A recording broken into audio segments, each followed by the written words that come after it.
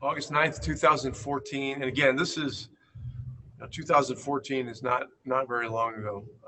8 days after graduating from high school, black teenager Michael Brown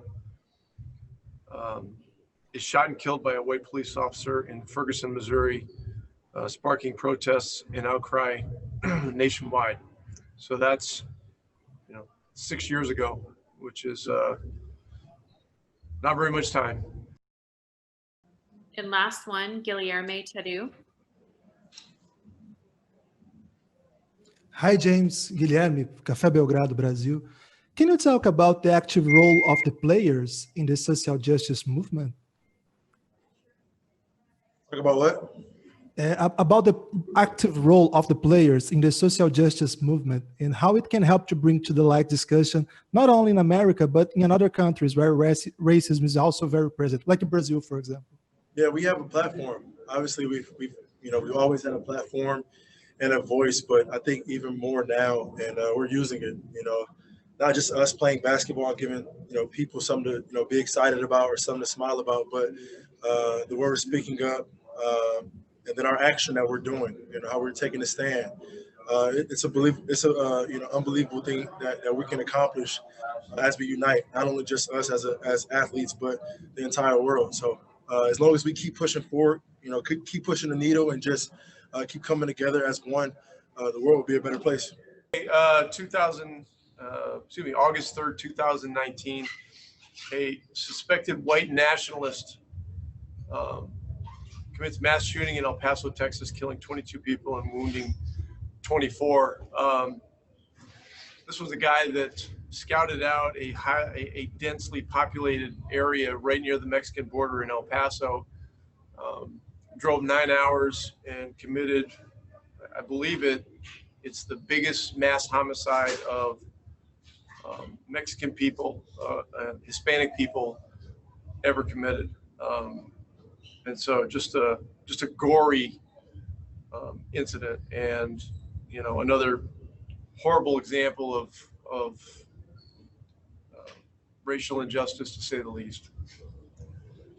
Okay, go ahead. Well, we feel it. As a black man in this country, we feel the change that is necessary and that is needed. And we are in total support with the country.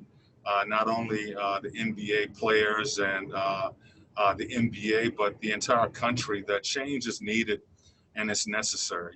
We've been experiencing this my entire life. And, it came a point the last few months where, enough was enough. We really needed to focus, or we need to focus and keep focused on what is going on in this country, in this world, and change is needed. And the Coaches Association agreed. We've had several Zoom calls that we wanted all of us to get more involved in bringing attention to the change that is necessary in this country. Hi, Doc. Guilherme from Café Belgrado, Brazil. Knowing that the NBA is a global league, do you think that those social justice messages could bring into the light discussions like the fight against racism at another countries where racism is very present, like Brazil, for example? Yeah, I hope so. Social justice should mean just in the United States.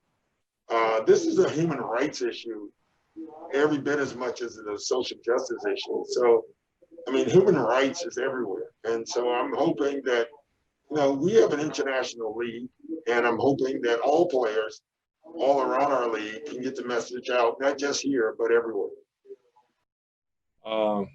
Yeah, I think so. I think that's why, one of the things you see with some of the foreign players is that they have those words on the back of their jersey, but they have them in their native language also.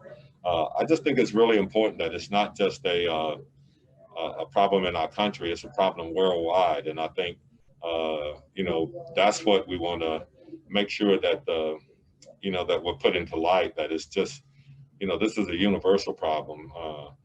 It's no different than the COVID-19 right now. It's not just in our country, it's worldwide. And so I think the racism and, know, the injustice is prevalent in a lot of the countries, or almost all countries. And so it's a universal thing. It's not just something that's in our country. Lucas Nepomuceno. Thank you. Hi, Gordon. I'm Lucas from Brazil. The message that the whole NBA is sending for Orlando is echoing all over the world, like here in Brazil, where racism is just as blatant. How proud are you of the NBA, and especially of Celtics players that are so engaged on this cause? I mean, I think definitely proud. We're on a worldwide stage right here. I think we're doing a good job using our platform, trying to spread the right messages here. And for doing everything they can to help us. Can you talk about how do you feel about being able to deliver this message worldwide? Well, I don't know, Lucas. If anything, I'm saying is being broadcast worldwide. But we've had talks as a team and with my family about, you know, how we need to love each other, love other people, especially those who are different. And we also have to educate ourselves on our own past and our you know, our neighbors' past. And you know, if we do those things along with, you know, others, I think we can create a culture, an atmosphere where people feel comfortable with being themselves. And that's something that we haven't really done. We haven't told the truth about our history in our country for sure, and in other countries. And we don't do a really good job of loving our fellow man, especially those who are different than us. And, you know, we're a better world, a better country, a better state when we embrace the differences. And the NBA is a great example of that. The NBA wouldn't be what it is today if we didn't embrace every culture and ethnicity. And that's what makes our game great. We have the best players in the world from all over the world that come to America to compete at a high level. And what you have is a beautiful game. And I think that same thing can be applied to our world, but especially the United States. Final question is going to Guilherme Tadeu, who from Cafe Belegro in Brazil. Hi, Coach. How are you doing? Guilherme from Brazil. I would like to ask you to talk about how this social justice message can also to help bring to the light a debate about racism in another countries that also suffer with these issues, since the NBA is a global league. Yeah, good question. Really suits us being from Canada, right? I think, you know, the first night that we had a game and the teams knelt for the national anthems of both countries, you know, we got some questions about, you know, what's it like in Canada versus US, and my answer is this. I've lived in 4 different countries, and most of this social injustice is a worldwide humankind problem, right? It's not about borders or flags or national anthems or governments. It's about people need to do better, and that's in every country around the world. Thank you, Coach. Thanks for the question. Appreciate it. Well, we're proud to have taken a strong position in the fight for racial justice. In the games, you can see the pins that we're wearing. Yeah, we all have Black Lives Matter T-shirts that we wear as much as we can. And our initiative with the Equal Justice Initiative in Montgomery, Alabama, with Brian Stevenson, has really been great because we're using the Equal Justice Initiative calendar. Every day of the year on the calendar is the anniversary of some kind of event of racial injustice. And so what we're doing by speaking about it openly, you know, before media sessions, before games, when people talk about keeping the conversation going, this is what they're talking about. As coaches, we're teachers, and we need to be educators. And by studying our history and dealing with and reckoning with our history, you know, we'll have a chance to heal and move forward and move beyond some of the hideous examples of systemic oppression and racial prejudice. So